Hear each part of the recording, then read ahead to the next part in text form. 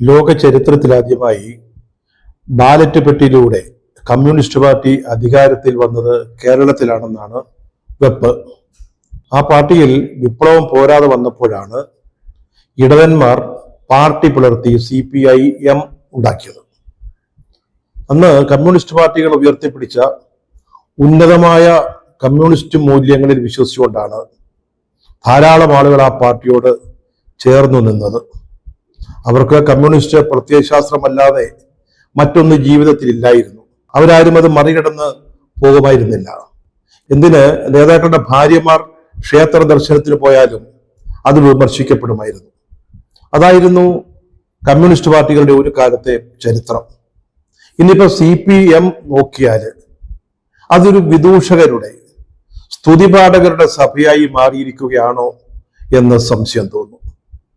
ഇതിന്റെ ഏറ്റവും അവസാനത്തെ ഉദാഹരണമായി ചൂണ്ടിക്കാട്ടാവുന്നത് തിരുവനന്തപുരത്ത് വിദ്യാഭ്യാസ വകുപ്പ് സംഘടിപ്പിച്ച മെഗാ സൂംബ ഡാൻസിൽ അതിൽ പങ്കെടുക്കുന്ന കുട്ടികൾക്ക് വേണ്ടി നമ്മുടെ വിദ്യാഭ്യാസ മന്ത്രി V ശിവൻകുട്ടി അവതരിപ്പിച്ച ജേഴ്സിയാണ്.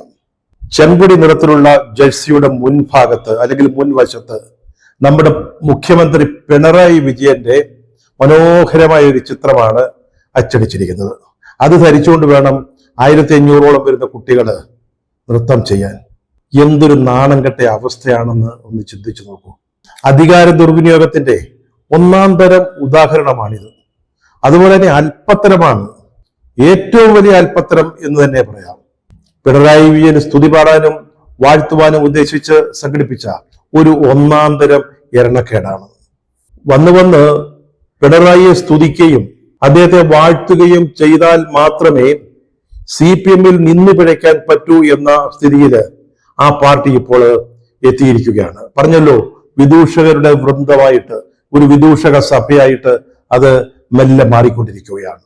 നെയ്യാറ്റിൻകരയിലെ ഒരു മെഗാ തിരുവാതിര, അതിന് ഉപയോഗിച്ച പാട്ട്, പാടിയ ഗാനം, എല്ലാറ്റിന്റെയും കാരണഭൂതൻ നമ്മുടെ പിണറായി സഖാവ് തന്നെ എന്ന് പറഞ്ഞുകൊണ്ട് അദ്ദേഹത്തെ വാഴ്ത്തിപ്പോഴ്ത്തിയ ഒരു പാട്ട്, പിന്നീട് സെക്രട്ടേറിയറ്റിലെ ഇടതുപക്ഷ സംഘടന അവർ സംഘടിപ്പിച്ച ഒരു മെഗാ സമൂഹ ഗാനം. ആ പാട്ട് എന്തായിരുന്നു എന്ന് ഓർമ്മയുണ്ടോ? ചെമ്പടയ്ക്കു കാവലാൾ, ചെങ്കനൽ കണക്കൊരാൾ, സമരധീര സാരഥി പിണറായി വിജയൻ. അതായിരുന്നു സെക്രട്ടേറിയറ്റ് ഉദ്യോഗസ്ഥന്മാര് സമൂഹ ഗാനമായി അവതരിപ്പിച്ചത്. ഇരട്ടച്ചങ്കൻ, ക്യാപ്റ്റൻ മുതലായ വിശേഷണ പദങ്ങൾ നേരത്തെയുണ്ട്. അത് കഴിഞ്ഞ് KK രാഗേഷ് മുഖ്യമന്ത്രിയുടെ പ്രൈവറ്റ് സെക്രട്ടറി ആയിരുന്നു, MP ആയിരുന്നു. ഇപ്പോൾ അദ്ദേഹത്തെ കണ്ണൂർ ജില്ലാ സെക്രട്ടറിയായി, CPM-ന്റെ ജില്ലാ സെക്രട്ടറി ആയിട്ട് നിയമിച്ചിരിക്കുക. അദ്ദേഹത്തിന്റെ വാഴ്ത്തുപാട്ടായിരുന്നു ഏറ്റവും മനോഹരം എന്ന് ഞാൻ പറയും. കാരണം സഹജീവികൾക്ക് വേണ്ടി കത്തിയെരിയുന്ന ഒരു സൂര്യൻ എന്നാണ് അദ്ദേഹം പറഞ്ഞത്. കണ്ണൂർ സെക്രട്ടറി ആയിട്ടൊക്കെ നിയമിക്കപ്പെടുമ്പോൾ കുറഞ്ഞ വർഷം അത്തരത്തിലുള്ള ഒരു വാഴ്ത്തുപാട്ട് പാടിയേ പറ്റൂ. കാരണം കണ്ണൂർ സെക്രട്ടറി എന്ന് പറഞ്ഞാൽ ഭാവിയിൽ CPM-ന്റെ സ്റ്റേറ്റ് സെക്രട്ടറി എന്നാണല്ലോ അതിന്റെ അർത്ഥം. അതാണല്ലോ നാട്ടുചിട്ട. അപ്പോൾ സ്വാഭാവികമായിട്ടും അങ്ങനെ ഒരു പാട്ട് പാടിയതിന് തെറ്റില്ല. പക്ഷെ അദ്ദേഹത്തെ സഹജീവികൾക്കായി കത്തിയിരുന്ന സൂര്യൻ എന്ന് പറയുമ്പോൾ നമ്മുടെ രാഗേഷ് അതിന് ആധാരമായി പറയുന്ന ചില കാര്യങ്ങളുണ്ട്. അതായത് ഓൺലൈൻ സ്ഥലം മാറ്റം, ഡെപ്യൂട്ടേഷൻ അനുവദിക്കൽ, ഇത്തരം കാര്യങ്ങളിലൊക്കെ വളരെ നിഷ്പക്ഷമായിട്ട് രാഷ്ട്രീയത്തിന് അതീതമായിട്ട് അദ്ദേഹം തീരുമാനങ്ങൾ എടുത്തിരുന്നുവെന്നാണ് രാകേഷ് സഖാവ് പറയുന്നത്. ഇതിനേക്കാൾ ഉപരി അദ്ദേഹം പിണറായി വിജയന്റെ ഒരു ഗുണവിശേഷം അദ്ദേഹത്തിന്റെ വാഴ്ത്തുപാട്ടിൽ ചേർത്തിട്ടുണ്ട്. അതായത് അദ്ദേഹത്തിന് ലഭിക്കുന്ന നിവേദനങ്ങളെല്ലാം ഒരു വരി പോലും വിടാതെ നമ്മുടെ മുഖ്യമന്ത്രി വായിക്കുമായിരുന്നു. അത് മാത്രമല്ല, എന്നിട്ട് അതിന്മേൽ എന്തു തീരുമാനമെടുക്കണമെന്ന നിർദ്ദേശവും നൽകുമായിരുന്നു. നമ്മുടെ മുഖ്യമന്ത്രിക്ക് ദിനം പ്രതി ആയിരക്കണക്കിന് നിവേദനങ്ങൾ, കത്തുകൾ, ആവശ്യങ്ങളൊക്കെ അദ്ദേഹത്തിന്റെ മുമ്പിൽ വരാറുണ്ട്.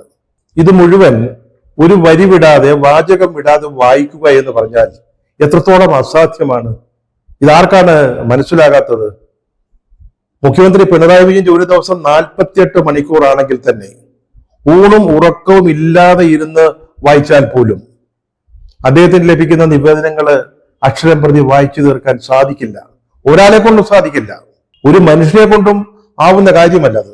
അപ്പൊ അദ്ദേഹത്തിന്റെ മുഴുവൻ സമയം നിവേദനം വായിക്കാനാണ് ഉപയോഗിക്കുന്നെങ്കിൽ മറ്റു ഭരണകാര്യങ്ങൾ എപ്പോഴാണ് അദ്ദേഹം നിർവഹിക്കുക? എന്തൊരു തള്ളാണിത്! എന്റെ പൊന്നു രാകേഷേ, അങ്ങയുടെ ഈ സ്തുതി ഉണ്ടല്ലോ, അതല്പം കടന്നുപോയി, അല്പം കൂടിപ്പോയി. തള്ളുമ്പോൾ ഒരു മയത്തിൽ തള്ളുകയാണ് വേണ്ടത്. കെ രാഗേഷ് രചിച്ച ഈ സ്തുതി ഗാനം വാസ്തവത്തിൽ വെള്ളത്തിലാക്കിയിരിക്കുന്നത് പാർട്ടിയിലെ ചില യുവ നേതാക്കളെയാണ്.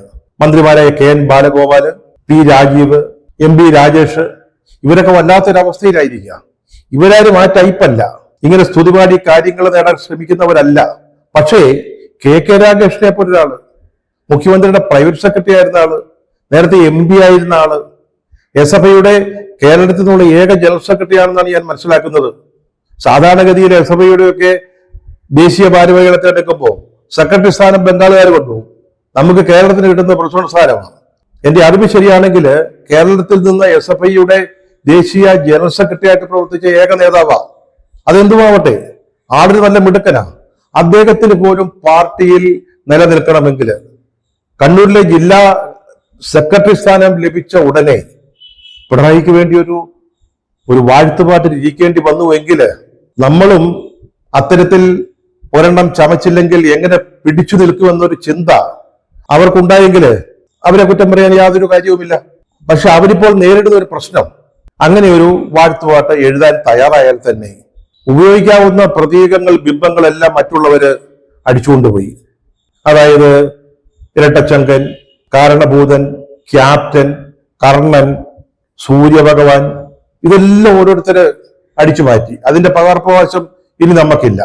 ഇനി എന്ത് വാക്കുകൾ, വാചകങ്ങൾ ഉപയോഗിച്ച് നമുക്ക് മുഖ്യമന്ത്രിയെ വിശേഷിപ്പിക്കാനാവും എന്നുള്ള ഒരു സംശയത്തിലാണ് CPMലെ മറ്റ് യുവജന നേതാക്കൾ. അത് വളരെ സ്വാഭാവികവുമാണ്. ഈ എമ്പുരാൻ എന്നുള്ള ഒരു പ്രയോഗം നല്ലതായിരുന്നു. കാരണം എമ്പുരാൻ എന്ന് പറഞ്ഞാൽ in between king and God, അതിന് പറ്റിയതാ, പിണറായിക്ക് പറ്റിയ ഒരു പ്രയോഗമായിരുന്നു. പക്ഷെ എന്ത് ചെയ്യാം, ആ പൃഥ്വിരാജ് സുകുമാരനും മുരളി ഗോപിയും കൂടെ ചേർന്ന് അതൊരു സിനിമയുടെ ടൈറ്റിലാക്കി കളഞ്ഞു. അല്ലെങ്കിൽ ആ വാക്ക് ഉപയോഗിക്കാമായിരുന്നു. ഇനി പുതിയ ഒരെണ്ണം കണ്ടുപിടിക്കണം. തിരുവനന്തപുരം സംഘടിപ്പിച്ച ഈ സൂംബ നൃത്തമേളയില് 1500 കുട്ടികളാണ് പങ്കെടുക്കുന്നത്. അവരൊക്കെ ഈ ജേഴ്സിയാണ് ധരിക്കുന്നത്. ഈ ചടങ്ങിന്റെ ഉദ്ഘാടകനാരാ? നമ്മുടെ മുഖ്യമന്ത്രി തന്നെയാ, ശ്രീ പിണറായി വിജയനാ. ഒന്ന് ആലോചിച്ച് നോക്കി. അദ്ദേഹം വേദിയിൽ ഇരിക്കുമ്പോൾ അദ്ദേഹത്തിന്റെ ചിത്രം അടിച്ച് ജേഴ്സി അണിഞ്ഞുകൊണ്ട് 1500 കുട്ടികള് മൈതാനത്ത് നൃത്തം ചെയ്യുന്ന നയന മനോഹരമായ ഒരു കാഴ്ച. എത്ര ചന്തമുള്ള ഒരു ദൃശ്യമായിരിക്കും അത്, യാതൊരു സംശയമില്ല. പക്ഷെ എന്റെ ശിവൻകുട്ടി മഹാ നാണക്കേടായിപ്പോയി. താങ്കൾ ഈ വിദ്യാഭ്യാസ മന്ത്രിയായിരിക്കുന്ന സമയത്ത് മുഖ്യമന്ത്രിയെ ഒന്ന് സന്തോഷിപ്പിക്കാൻ വേണ്ടി ഈ പാവപ്പെട്ട കുട്ടികളെ കൊണ്ട് ഈ ജേഴ്സി ഇടിയിച്ചത് അല്പം അതിര് കടന്നുപോയി എന്ന് പറയാതെ വയ്യ. ശിവൻകുട്ടി എനിക്ക് വളരെ മുമ്പേ അറിയാവുന്നവരാണ്. അദ്ദേഹം SFIയുടെ നേതാവായിട്ട് സെക്രട്ടറി ആയിട്ടൊക്കെ ഇരിക്കുന്ന സമയത്ത് തന്നെ എന്തൊരു തീപ്പൊരിയായിരുന്നു ആ ചെറുപ്പക്കാരൻ. അസൂയയോടെ അദ്ദേഹത്തെ കണ്ടിട്ടുണ്ട്. അദ്ദേഹത്തിന് എന്താണ് ഇപ്പോൾ പറ്റിയത് എന്ന് മനസ്സിലാവുന്നില്ല. ശിവൻകുട്ടി സഖാവേ, ഈ കോവിഡ് കാലം അങ്ങ് മറന്നിരുന്നില്ലല്ലോ. നമ്മളൊക്കെ അതിന് വാക്സിൻ എടുത്തവരാ. അങ്ങയും എടുത്തു കാണുമെന്ന് ഞാൻ വിശ്വസിക്കുന്നു. അല്ലെങ്കിൽ അങ്ങയുടെ കുടുംബത്തിൽ മറ്റുള്ളവരൊക്കെ എടുത്തിട്ടുണ്ടാവും. അന്ന് അതിന് നമുക്ക് കിട്ടിയ ഒരു സർട്ടിഫിക്കറ്റ് ഓർമ്മയുണ്ടോ? കോവിഡ് വാക്സിനേഷൻ എടുത്ത ഒരാളാണ് എന്ന് സർട്ടിഫൈ ചെയ്യുന്ന ഒരു കടലാസ്. അതിന്റെ മുകളിൽ നമ്മുടെ പ്രധാനമന്ത്രി നരേന്ദ്രമോദിയുടെ ഒരു ചിത്രം കൊടുത്തിരുന്നു. എന്ത് വൃത്തികെട്ട ഒരു കാര്യമാണെന്ന് പറഞ്ഞ് നമ്മളൊക്കെ പരിഹസിച്ചതല്ലേ, നമ്മളൊക്കെ വിമർശിച്ചതല്ലേ? അതുപോലെ ഒരു കാര്യമല്ലേ അങ്ങ് ഇപ്പോൾ ചെയ്തിരിക്കുന്നേ? ഈ സൂംബ നൃത്തമേളയില് ഇങ്ങനെ സ്വന്തം പാർട്ടി നേതാവിന്റെ, മുഖ്യമന്ത്രിയുടെ ചിത്രം അച്ചടിച്ചൊരു ജേഴ്സി അവതരിപ്പിക്കുക എന്ന് പറഞ്ഞാൽ എന്തൊരു കോലം കെട്ട കാര്യമാണ്. ഈ കോവിഡ് സർട്ടിഫിക്കറ്റിൽ മാത്രമല്ല, നമ്മുടെ മോദി അല്ലെങ്കിൽ കേന്ദ്ര സർക്കാർ ഇത് തന്നെ പല കാര്യങ്ങളിലും ചെയ്യുന്നുണ്ട്. നമുക്ക് കേന്ദ്ര ഫണ്ട് തരുന്നതിന്റെ പേരിൽ നമ്മുടെ പ്രാഥമിക ആരോഗ്യ കേന്ദ്രങ്ങളിലും കമ്മ്യൂണിറ്റി ഹെൽത്ത് സെന്ററിലും ഒക്കെ അദ്ദേഹത്തിന്റെ പടവും ചിത്രവും പേരും ഒക്കെ എഴുതി വെക്കണമെന്ന് നിർബന്ധിച്ചില്ലേ? നമ്മൾ ആദ്യം ഒന്ന് എതിർത്തെങ്കിലും പിന്നെ നടപ്പാക്കിയില്ലേ? അതുപോലെ റേഷൻ കടയില് ഇപ്പോൾ അദ്ദേഹത്തിന്റെ പേര് നമ്മൾ എഴുതി വെച്ചിട്ടില്ലേ, പടം വെച്ചിട്ടില്ലേ? ഇതുപോലെ നാണം കെട്ട ഒരു പരിപാടിയായി പോയി ഈ സൂംബ ജേഴ്സി എന്ന കാര്യത്തിൽ. ആരും എതിരഭിപ്രായം പറയില്ല. ഇവിടെ സംഭവിക്കുന്നത് പിണറായി വിജയൻ മോദിയാവുകയാണോ, അതോ നിങ്ങളെല്ലാവരും കൂടെ ചേർന്ന് പിണറായി വിജയനെ മോദിയാക്കുകയാണോ? പിണറായി വിജയനോ അദ്ദേഹത്തിന്റെ കുടുംബാംഗങ്ങളോ എന്തെങ്കിലും വിവാദത്തിൽപ്പെട്ടാൽ അവരെ സംരക്ഷിച്ചുകൊണ്ട് അല്ലെങ്കിൽ അവരെ ന്യായീകരിച്ചുകൊണ്ട് അവർക്ക് പ്രതിരോധം തീർത്തുകൊണ്ട് ആദ്യം രംഗത്തിറങ്ങുന്ന നേതാവ് നമ്മുടെ AK ബാലൻ സഖാവായിരുന്നു. ഇപ്പോൾ അക്കാര്യത്തിൽ അദ്ദേഹം അല്പം ഭിന്നില്ല. കാരണം 75 വയസ്സായി, സെക്രട്ടേറിയറ്റിൽ നിന്ന് പുറത്തുപോയി, കേന്ദ്ര കമ്മിറ്റിയിൽ സ്ഥാനമില്ല. ഇപ്പോൾ ഈ പഴയ AKI സെന്ററിന്റെ എതിർവശത്തുണ്ടായിരുന്ന ആ ഫ്ളാറ്റ് സമുച്ചയത്തിൽ നിന്ന് കുടിയിറങ്ങി. അദ്ദേഹം തന്നെ സങ്കടത്തോടി എഴുതിയ ഒരു ഫേസ്ബുക്ക് പോസ്റ്റിലെ ഒരു വാചകമാണ് ഈ കുടിയിറങ്ങി പോകുന്നു എന്നുള്ളത്. അങ്ങനെ ഈ കുടിയിറക്കം സംഭവിച്ചതിന് ശേഷം അദ്ദേഹം അങ്ങനെ കാര്യമായിട്ട് പിണറായിയെയോ കുടുംബത്തെയോ ന്യായീകരിക്കാൻ രംഗത്ത് വരുന്നില്ല. പണ്ടും വി ശിവൻകുട്ടി ഉണ്ടായിരുന്നു. ഇപ്പോൾ അദ്ദേഹമാണ് പ്രധാന ന്യായീകരണ തൊഴിലാളിയായിട്ട് രംഗത്ത് വരുന്നത്. കഴിഞ്ഞ ദിവസം ഈ വിഴിഞ്ഞം തുറമുഖം അതിപ്പോ കമ്മീഷൻ ചെയ്യുക, പ്രധാനമന്ത്രി വരുന്നു എന്നാണ് കേൾക്കുന്നത്. അദ്ദേഹം അത് കമ്മീഷൻ ചെയ്യുക. അതിനു മുമ്പായിട്ട് അവിടേക്ക് ഒന്ന് നോക്കിക്കാണാൻ, ഇതൊക്കെ പൂർത്തിയായോ, എല്ലാം നന്നായിട്ടുണ്ടോ എന്നൊക്കെ ഒന്ന് നോക്കാൻ വേണ്ടി നമ്മുടെ പിണറായി വിജയൻ വിഴിഞ്ഞത്ത് പോയി. അവിടെ നോക്കാൻ പോവുക എന്നതിനപ്പുറത്ത് പിണറായി വിജയൻ ഈ സർക്കാരിന് അവിടെ യാതൊരു റോളുമില്ല. അത് ഉമ്മൻചാണ്ടി സർക്കാർ പണി തുടങ്ങി, അദാനി പണി പൂർത്തിയാക്കിയ ഒരു തുറമുഖം എന്നേ ഉള്ളൂ. അതോടെ നിൽക്കട്ടെ. അവിടെ പിണറായി പോയി, കൂട്ടത്തിൽ കുടുംബത്തെ കൊണ്ടുപോയി, ഭാര്യ, മകൾ, മകളുടെ മകൻ, ഇവരെ കൊണ്ടുപോയി. ഇത് വലിയൊരു വിവാദമായി, പ്രത്യേകിച്ച് സോഷ്യൽ മീഡിയയിൽ. അപ്പൊ അവിടെ എന്തോ ഒരു ഔദ്യോഗിക ചടങ്ങ് നടന്നു, ഒരു യോഗം. അതില് ഈ കുടുംബാംഗങ്ങൾ പങ്കെടുത്തു. അതുപോലെ തന്നെ മുഖ്യമന്ത്രിയുടെ കാറിന്റെ മുൻസീറ്റിലിരിക്കേണ്ട അദ്ദേഹത്തിന്റെ അംഗരക്ഷകനാണ്. അവിടെയാണ് മകൾ ഇരുന്നത്. ഇതെല്ലാം വലിയ പൊല്ലാപ്പായി, വലിയ വിവാദമായി. അപ്പോൾ പിണറായിയെയും കുടുംബത്തെയും പ്രതിരോധിക്കാൻ വേണ്ടി നമ്മുടെ ശിവൻകുട്ടി സഖാവ് രംഗത്തെത്തി. അദ്ദേഹം പറഞ്ഞ ഒരു കാര്യം, ഈ വിഴിഞ്ഞം എന്ന് പറയുന്നത് ഞങ്ങളുടെ കുഞ്ഞാ, ഇടതുമുന്നണിയുടെ കുഞ്ഞാ, ഈ സർക്കാരിന്റെ സന്തതിയാ. അപ്പോൾ ഈ മുന്നണിയുടെ നേതാവ്, തലവൻ, അതിനെ നയിക്കുന്ന ആള് കുടുംബസമേതം അവിടെ പോയതിൽ യാതൊരു തെറ്റുമില്ല എന്നാണ് അദ്ദേഹം പറഞ്ഞു വെച്ചത്. ഇത് കേട്ടപ്പോ ഓർത്തതൊരു കഥയാണ്. അതായത് ഗർഭിണിയായ ഒരു യുവതിയെ ഒരാള് വിവാഹം കഴിച്ചു. അവര് ഗർഭിണിയാണെന്ന് അറിഞ്ഞുകൊണ്ട് തന്നെയാണ് വിവാഹം നടത്തിയത്, അല്ലാതെ ആരും അയാളെ പറ്റിച്ചൊന്നുമല്ല. അതിനുശേഷം ഈ യുവതിയുടെ ഗർഭസംബന്ധമായ കാര്യങ്ങളിൽ അവരെ പരിചരിച്ചിരുന്നത്, അവരെ നോക്കിയിരുന്നത് ഒക്കെ അവരുടെ ഒരു ഡോക്ടറാണ്. നമ്മൾ ഈ വിഴിഞ്ഞം പോർട്ട്, അദാനി പോർട്സ് നിർമ്മിച്ചതുപോലെ എന്ന് വേണമെങ്കിൽ നമുക്ക് പറയാം. അവസാനം പ്രസവം എടുത്തതും ആ ഡോക്ടർ തന്നെയാണ്. ഇടയ്ക്കിടയ്ക്ക് ഡോക്ടറെ അടുത്തേക്ക് കൊണ്ടുപോകും, തിരിച്ചു കൊണ്ടുവരും.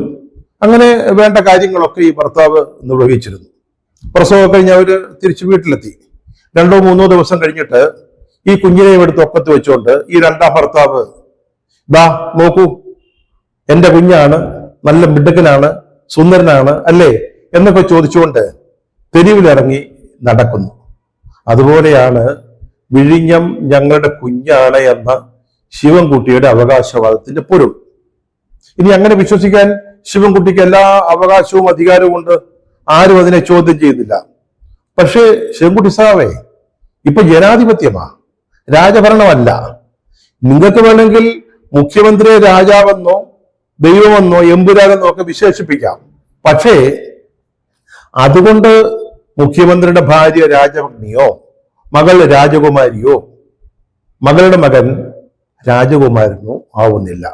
ഇതാണ് ജനാധിപത്യത്തിന്റെ ഏറ്റവും അടിസ്ഥാനപരമായ പാഠം. അത് ദയവ് ചെയ്ത് മനസ്സിലാക്കണം.